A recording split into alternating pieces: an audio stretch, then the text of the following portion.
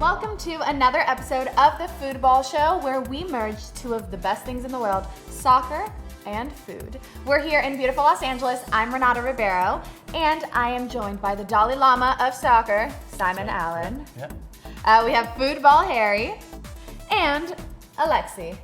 All right, guys, so we have another awesome show today, and we're going to be talking about the quarterfinals of the FIFA World Cup. So you guys all made some predictions, some pretty hefty predictions. Yeah. I'm going to make you stick to it. Harry and Alexi, you guys had Portugal and France, and you had France beating Portugal. Yeah, absolutely. France were favored in the Euro to win back at home.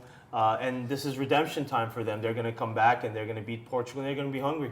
Speaking of hungry, this is the time when France's home cooking didn't help them. And a lot of the French players, they're back again, at this World Cup. So they might be hungry. We got Hugo Lloris in goal. Yeah, he's good. And then it was Matuidi, Pogba, Umtiti, Olivier Giroud, Griezmann. All these guys are going to come. They have a bitter taste in their mouth from the Euros. Right. And they're going to come back and they're going to play really hard. And I think they're going to upset Ronaldo and beat Portugal. There's that Ronaldo thing again. I do want to say that Harry's pronunciation over the past few weeks has gotten a lot better, just in general. Thank you. Yeah. I've been working on it. I can tell. Alexi, you think that Portugal will beat France? I do. Look, Portugal are a good team. They've got a very good centre-back pairing, Jose Guerrero and Jose Fonte. Funnily enough, they were the two centre-backs who played in the Euro final against France. And so they know how they want to play France, and I think they'll just shut them out again. And there's the Cristiano factor. Look, he's the best player in the world. He won the Ballon d'Or. He's most probably going to win it again. He's already won the European Championships. He wants to add, no doubt, the Champions League final plus the World Cup onto his winning list. I've never seen a better player than him with so much desire and so much will, even though he's getting on his career. The guy is a tornado. The whole team has to back this guy up, and it's one of the best teams around, okay? And all of Portugal wants to do better than they've ever done in a World Cup. I mean, the best they've ever done was become third in the World Cup. You have Portugal and Denmark, actually, and you think Portugal is going to win. The semis, if they don't do well, it's be considered a failure. The key to Portugal's victory will literally be Ronaldo. Let's get some bro love out there for everyone. For Absolutely. I mean, he's only the fittest guy. And how he's playing. But here's the sort of kicker to Ronaldo. I've seen Ronaldo play where the whole team hasn't done well around him. And I've seen Portugal play without Ronaldo and do really, really well, fabulously, win games without him. It's a team game at the end of the day. Well, listen, that's how they won the Euros, right? Without him. But because everything has to go through Ronaldo. Everything, every pass, every play, everything. So now we have to see Ronaldo at his best. There's some bro love going on right now. At his best, and his team going, well, we're going to be at our best as well. So it'll be a very delicious sort of semifinal. So do we think he's going to be the MVP of the World Cup? If he wins it. There's a lot of great players in the World Cup, and like I said, I think France is going to beat them. So Ronaldo's going to have to be spectacular and flawless. I know you guys think he's flawless, but I mean, that's a really interesting take on one of the best players in the world. What about the team around him? What do you guys think? Listen, Rui Patricio, he's a great goalkeeper. If you want to do well and advance past the quarterfinals, you have to have two good centre-backs, which we already discussed, and a solid goalkeeper. He's played for Lisbon. He hasn't conceded too many goals this season. That is the type of stability you need for your attackers to feel comfortable pressing and trying to score a goal when you know that your back line can take punishment from the opposition. The goalkeeper you mentioned, he has only let in 22 goals. And during the Euros, he's been known to essentially save a few free kicks. And penalties. And penalties. In the quarterfinals against Poland, he did really, really well.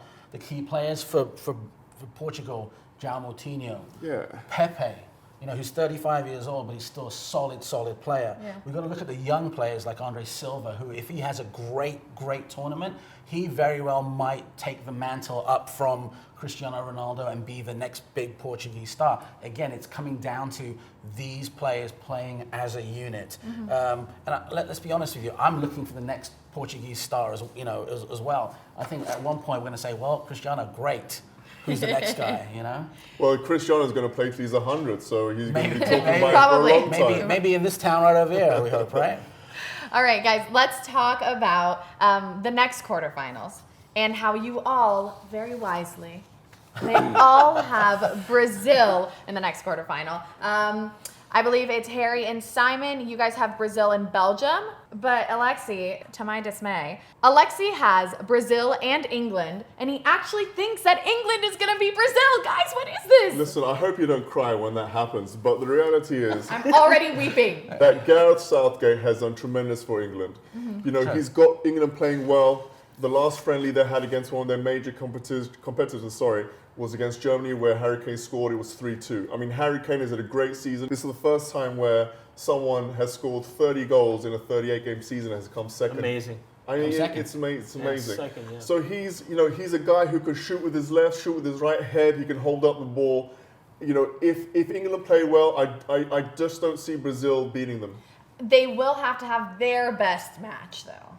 Yeah, well, of course, you know, but again, I think England are a well-oiled team. They've got a lot of great players from Man City, from Liverpool, from Tottenham, and from Man U. That's the top 4 teams, basically. So I just see them beating Brazil. You know, and I'm an England fan. I've got to go with it. Yeah, but they might not make it, in my opinion. You think Harry, Belgium? Yeah, Belgium, Brazil, great game again. I think it's going to be a very tough game. This is going to be one of the best matches we're going to see in the World Cup. So you think Belgium's going to beat Brazil?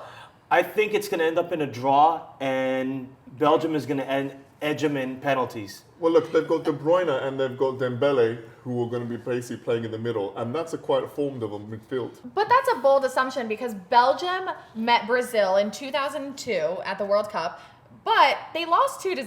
Do you remember who scored those goals? Ronaldo and Rivaldo, yeah. I'm telling you, very good. I like the way you said Rivaldo. Yes, of course. Rivaldo. It's the R's. Renata, Rivaldo, Ronaldo. I should be a soccer player. But I got to say that Brazil team was a much better team than the Brazil team of now. That's a given. There is no Brazil from the 2002 Brazil, for example. You know, the fantastic team. The 82, the most beautiful team to watch. Absolutely. The current Brazil team is nowhere near that. With all due respect to all the Brazilians out there, but they're still Brazil. And quite honestly, to think that Belgium have a shot, yeah, maybe going towards penalty kicks, maybe holding them to a draw. We've seen, you know, players like Moussa Dembele, Fellaini do really, really well. But well, let me ask you: do you think the Brazil defense can handle an English-type heading game where Fellaini's going in the box? Never bothered them before, did it? I think if the ball goes in, the Brazilian defenders are just not going to cope with it. And that's the reason why I think it's going to be a draw and it's going to go into penalty kicks, no matter it's 0-0, 1-1, 2-2, whatever it is. It's because Simone Mignolet is going to be ready. He's well rested, Simon, as you know. And Coach Martinez is going to get his back line prepared. And he's going to choose some of the best defenders that he has. Vertonghen from Tottenham. He's got Vermaelen from Barcelona, you know, and he's got all the colors of the rainbow. Yeah, I mean, you know, he's got amazing backline, and I think they're gonna give a tough time to Brazil with Brazil's offense, amazing offense, but I think that's gonna be the holdup. Well, look, let me just add: if you think that you're gonna try and play Brazil a defensive game, you're gonna lose. You've got to go out and attack Brazil where it hurts and put them under pressure. If they put you under pressure, it's only going to go one way. Absolutely. I didn't say that. I'm saying they're going to hold up Brazil's offense. But let's not forget De Bruyne and Romelu Lukaku and several other players that they have. So Belgium has a great team going in. Well, they're a dark horse for a lot of people, aren't they, Simon? Absolutely. Okay, the wise one of the table. Simon, you have Brazil winning. Yeah, listen, I actually have England losing the quarterfinals to Germany. I don't think they're even going to get to that stage to play Brazil. Brazil are Brazil. Yeah. That should be the reason. Like, Brazil's Brazil. You guys heard it. You heard it. Brazil is Brazil. Like, if you go into any World Cup and say, no, Brazil's not going to win it, you're probably one of those people that thinks that, you know, that there is no soccer in Brazil. But in a nutshell, Brazil, people talk about Brazil's defenders. Okay, let's talk about Thiago Silva, who's going to shore up that defense like nobody's business. But let's even pretend that there's just one guy in defense, and that's Thiago Silva. Most teams have to go through their midfield, which consists of Coutinho, Willian, Fernandinho, Paulinho. You're not going to go past those guys. They're going to be defending and counter-attacking at any. De Bruyne's going to have a very hard time going through the midfield, let alone getting to defenders. Well, I agree with you, but that's why the high ball is going to be such a good question. That's not going to be an issue, Alexi, because there's not going to be a chance for anyone to get those high balls because the midfield for Brazil is so tight right now. Yeah. And let's really be honest here. Let's talk about goal scorers for Brazil, and we'll sort of, you know, leave it at this. There is a goal scorer in every part of the pitch for Brazil. Absolutely. Defending, the defenders can score goals. Absolutely. The midfield, we know, can score goals. Absolutely. The front guys can score goals. The only guy who's not going to score a goal is the guy with the gloves on. It's just a strong team. It is so strong. Yeah. Again, not 2002 strong, not 1982 I mean, strong. who's that famous striker they've got right now? Firmino. Well, that's true. Wait. But they've got Neymar, and you know. Oh. Well, I mean, we're gonna talk about Neymar plenty in the next show because that's where a lot of we're gonna talk about Brazil and I'm gonna be talking about England. But again, like I'm gonna repeat myself. Everyone on the pitch can score. I'm thinking that goalkeeper, Allison or whoever they choose to go, he might even score as well. So the idea that Maybe Belgium, a free kick. something, right? Okay, yeah. so whatever way the cookie crumbles, in my opinion, be it Brazil-England or Brazil-Belgium. Well, who do you think's gonna win between Brazil and England? You can put Renata. Brazil against anyone, and I think Brazil is going to win. I am There you go. Case loyal. closed. Okay, guys, we're going to end it right here because we have the cooking portion of our show coming up next. And, guys, we have a special, amazing, can we call her a chef? Probably not. But chef, who's gonna be making some awesome Brazilian food up next, and I can't wait for you guys to meet her. She will join Marylu. So see you next time. Bye, guys. Let's go. Bye-bye. Hey everyone! Hey, guys. Today I have a very, very, very, very special guest. Renata. I'm of your course, special guest. The one and only. So, let me get this straight. You cooked all of this, right? I cooked all of this. I wouldn't let anyone else come on the show and do this segment because I'm Brazilian and this is I'm so protective over my Brazilian food and it's so delicious and I want you to try everything and know everything there is to know about Brazilian food. I'm excited. Let's do it. This is a typical snack or appetizer. This is a coxinha. Coxa means thigh. So this is breaded. This is it, and there's chicken inside. But it's coxinha is like a little thigh. And I'm gonna break it in the middle so you guys can see what it's like inside. Let's see. Oh. There's like, wow. And look at that steam. So there's chicken inside. Oh it's my delicious. God. Can I smell it? Yeah. All right, so coxinha you can have as like if you want an afternoon snack or sometimes like very common when you're in Brazil, you're in school, you grab different types of snacks and this is one of them. And sometimes what you can put inside is catupiry. There's no catupiry in America, which makes it hard. It's like a Brazilian cheese that you put it around the chicken. But we can find catupiry, so it's just a regular coxinha de frango. Okay, the next one is an empada. An empada is kind of, everything's really heavily breaded. So if you're gluten-free, you're trying to be really healthy, don't eat it because there's no way around it. So this empada right here is a heart of palm empada. So in Brazil, we call it empada de palmito. You can either do it individually, like these are individual empadas, or you can make it in like a dish kind of this size and just make it a big one with the filling inside. And the filling inside has olives, tomato paste, hearts of palm, cheese, milk, heavy cream. This little thing has all of that. It's really healthy, guys. The next thing, this is very basic. These are just like fried yuca. It just comes, you can eat it on the side. But another part of like these snack type foods is risole de palmito. It's not an empanada and not trying to be an empanada because it's like very like heavy dough around it. This is a risole. There's different kinds. There's some that have palmito, again, hearts of palm, and some that have meat in it. And it's also just like deep fried, heavily breaded. I'll go back to something else that's in here. This is feijoada. This is literally my heaven and the perfect dish in the entire world. Feijoada. Why is that? Because it's just black beans, but you make it like how you would make traditional black beans, but you cook it with pork, sausage, meat in the big pan. What? And you let it sit in what's it called, a compression pan? I think that's what it's called. And you let it sit there for hours, and the feijoada just absorbs like the juices. How long does it take to make I mean, feijoada takes a while because you have to like let the beans soak like 12 hours overnight if you're actually gonna do it properly. And then you leave it in a compression pan probably for about 2 hours. So it's definitely a lengthy process, but so worth it, so delicious. And then next up we have Stroganoff de frango. It's the Brazilian version of stroganoff, which is just chicken, olives, a lot of mushrooms. And the thing is, we do it with like the sauce is kind of orange color. It's heavy cream, but it's Brazilian heavy cream called creme de leite, which comes in a can like this in Brazil. It's very hard to find in America. It's a lot of creme de leite with tomato paste or tomato sauce, depending on your liking of like taste. Okay. A little bit of mustard, a little bit of ketchup, and you mix it all together with like onion, salt, pepper, all of that, and it's delicious. It's so different than any other like stroganoff around the world, because I know different countries have different types of stroganoff that like they incorporate in their culture. And next up, we have picanha, which is very famous. I feel like you've probably heard of the traditional cut of Brazilian meat. I think it's like the cap sirloin in America. I think that's what it's called. I only ever really have picanha when I go to a Brazilian restaurant because it's such a specific cut. Delicious. If you haven't tried it, definitely go to a Brazilian restaurant and ask for it.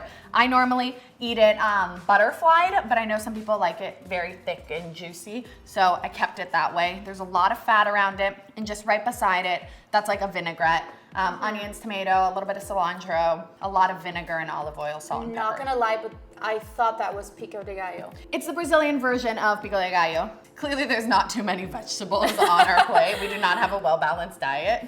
Okay. Speaking of well-balanced diets, my favorite part of the meal, we're gonna be making dessert.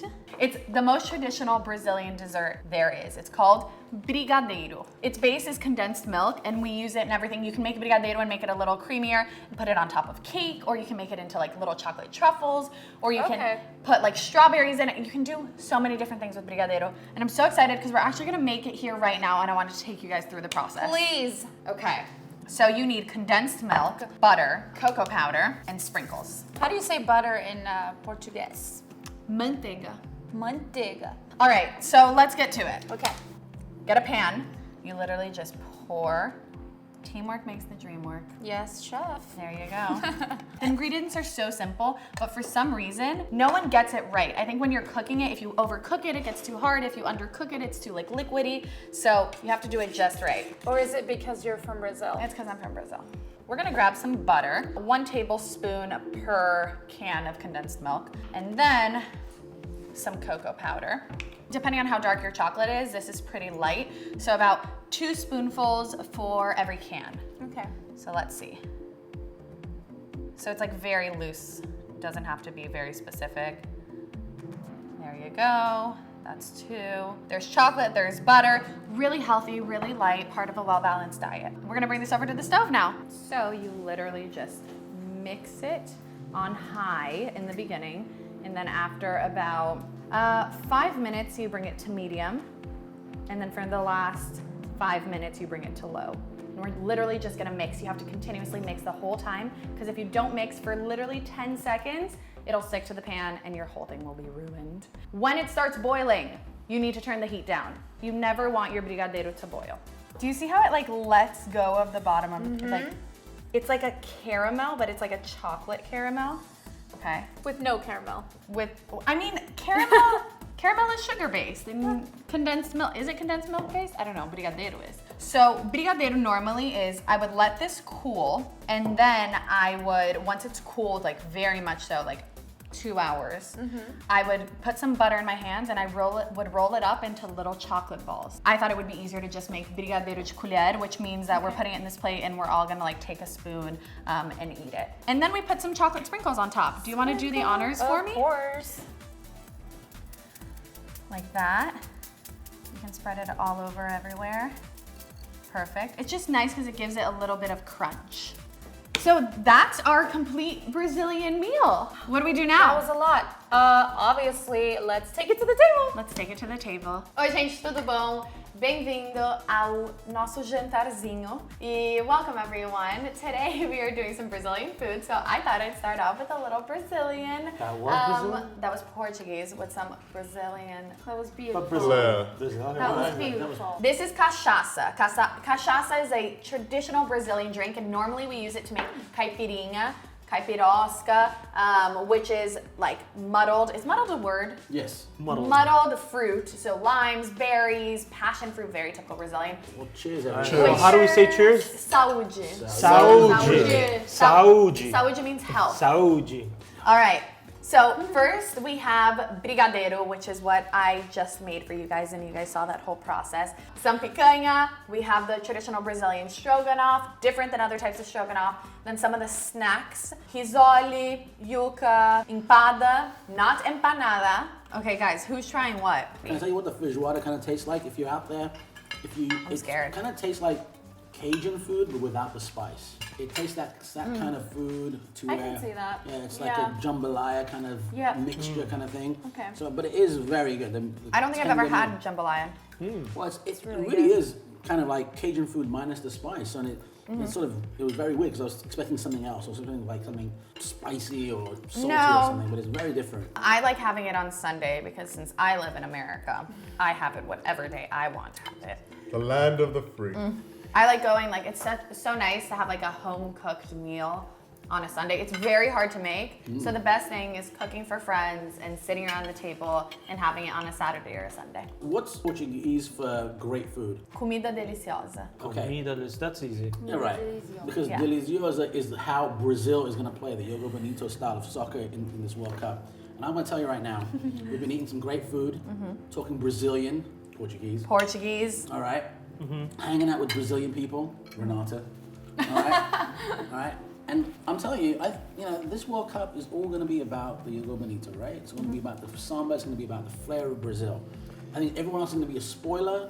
And I'm going to tell you right now, everyone out there watching, I wish you guys were here celebrating Brazilian football, Brazilian food at our table. I think I like those Brazilian tops. Where can I get some, Renata? You can get some with our partner in Pasadena at Pro Soccer. And if you want some of these jerseys for all the different teams playing in the World Cup, head to prosoccer.com and you can get an additional 10% off using the code FoodBall.